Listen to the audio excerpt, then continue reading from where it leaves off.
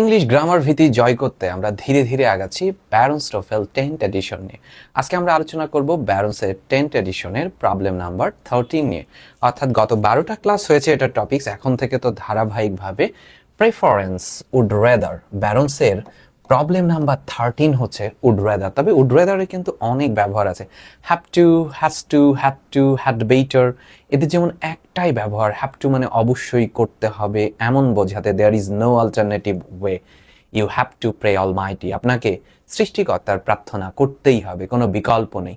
Had better হচ্ছে উচিত অর্থে বসে, বাট উড রেদার প্রেফারেন্স অর্থাৎ বরং, একটা থেকে আরেকটি অপেক্ষাকৃত ভালো এমন বোঝাতে উড রেদার ব্যবহার হয়।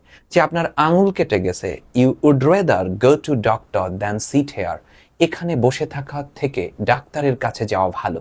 এই একটা থেকে আরেকটি অপেক্ষাকৃত ভালো বোঝাতে উড রেদার ব্যবহার হয়। তবে আমরা দেখি ব্যারন্স আমাদের কি বর্ণনা করছে। Remember that would rather is similar to a model like have to or had better or used to এর মতোই বলছে would rather এটি একটি modal verb.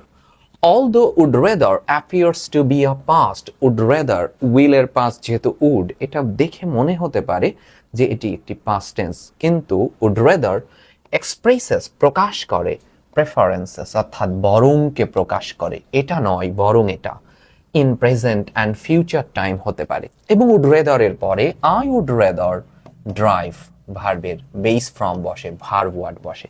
I would rather not drive, অর্থাৎ উড রেদারের ক্ষেত্রেও যেহেতু এরাও মডেল, সো ডু নট এরকম কোনো অন্য আর কোনো অক্সিলিয়ারি ভার্ব বসবে না, নেতিবাচক হলে নট দেন বেস ফর্ম বসে যাবে। অ্যাভয়েড ইউজিং অ্যান ইনফিনিটিভ, অর্থাৎ উড রেদারের পরে কখনোই ইনফিনিটিভ বসবে না, অরে পাস্ট ফর্ম ভার্বের কোনো পাস্ট ফর্ম বসবে না, instead of a verb word, অর্থাৎ উড রেদারের পরে সবসময় ভার্ব ওয়ার্ড বসবে, একেবারে ভার্বের বেস ফর্ম বসবে। উড রেদার যখন এরকম প্রেফারেন্সেস বোঝায়, বরং বোঝায়, তখন। উড রেদারের আরও ব্যবহার আছে, কিন্তু বেশ উচ্চতর ব্যবহার রয়েছে, সেটা আমরা কৌশলগতভাবে শিখবো, এটা প্রবলেম 14 আছে। আমরা দেখি কারেক্ট ইনকারেক্ট গুলো দেখবেন। শি টোল্ড মি দ্যাট, সে আমাকে বলেছিল যে, শি উড রেদার এর পরে ভার্বের বেস হবে নট সার্ভ। উড রেদার, এই যে would rather not serve on the committee, যে সে বরং এই কমিটিতে সার্ভ করবে না। ইফ ইউ ডোন্ট মাইন্ড, আপনার যদি আপত্তি না থাকে, I would rather not go, not going, not go ভার্বের বেস।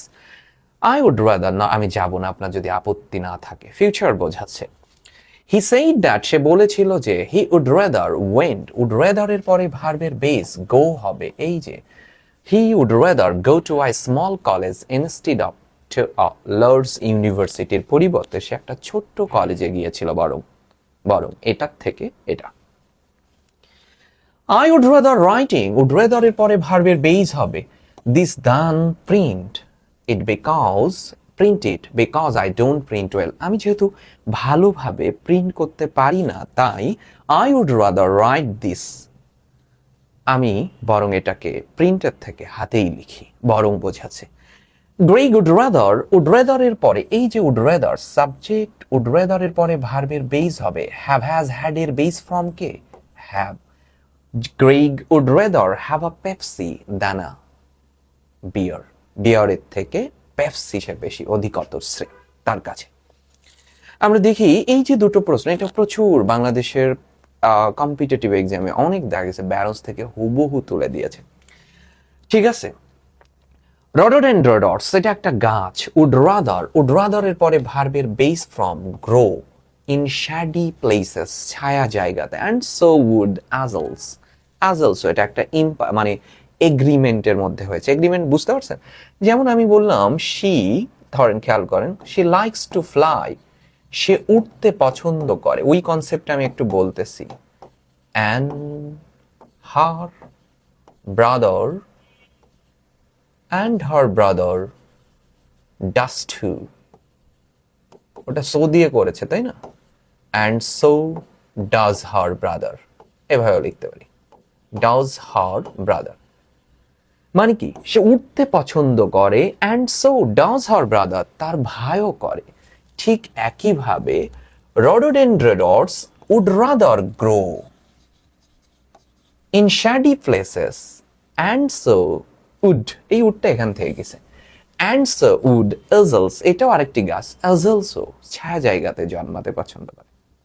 কনসেপ্ট হচ্ছে the Amish people, the Amish people বাক্যের সাবজেক্ট, এই সাবজেক্টের ভার্ব হচ্ছে এই যে উড রাদার, আর উড রাদারের পরে ভার্বের বেজ হবে ইউজ। দ্য অ্যামিশ পিপল মাঝখানে এইটা পার্টিসিপল ফ্রেজেস ভার্বের থার্ড ফর্ম দিয়ে শুরু হয়েছে, অ্যাডজেক্টিভ ক্লজকে রিডিউস করেছে, সহজ কথা যেটা আমরা প্রতিদিন আলোচনা করি। The Amish people, Amish people কারা? যাদের অরিজিন জার্মান এবং সুইস বংশোদ্ভূত, তারা উড রাদার ইউজ হবে, not using horses than machine, মেশিনের থেকে তারা ঘোড়া ব্যবহার করতে বেশি পছন্দ করে, বেশি ঘোড়া ব্যবহার করে কিসের জন্য? ট্রান্সপোর্টেশনের জন্য এবং কৃষি কাজের জন্য। কেন করে? বিকজ দে বিলিভ, তারা বিশ্বাস করে যে আ simple life keeps them closure to god.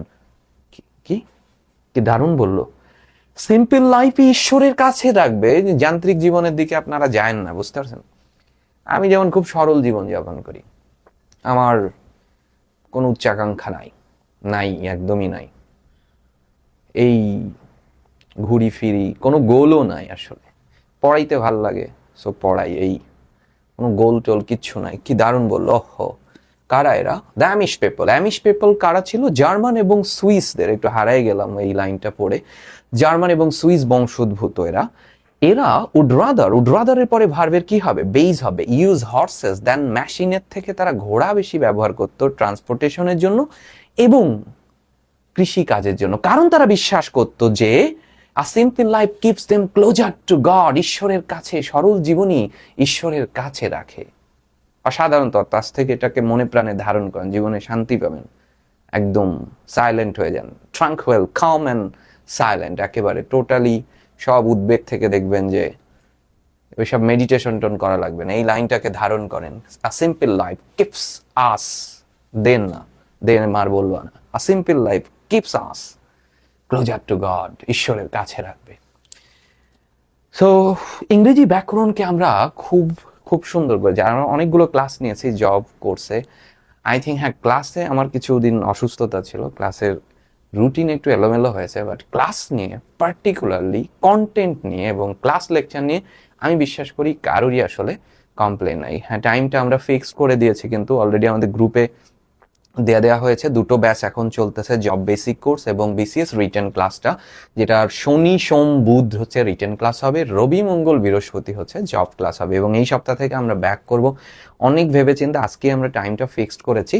So এরপর থেকে ইনশাল্লাহ আমরা এই রুটিনের মধ্যে দিয়ে আমাদের যাত্রা শুরু করব এবং সবাই খুব দারুণ ক্লাস উপভোগ করবেন এবং আশা করি আপনাদের জন্য সেটা খুবই হেল্পফুল হবে। এবং আমি সবসময়ই আছি, ইংরেজিকে খুব মানে টেকচুয়াল কনসেপ্ট অনুযায়ী পড়ানোর চেষ্টা করব। আমরা সবাই মিলে, আমিও শিখবো, আপনারাও শিখবেন, শেখা আর শেখানোর মধ্যে দিয়ে এই যাত্রা যেন দারুণভাবে যায়। সবাই ভালো থাকবেন, আল্লাহ হাফেজ।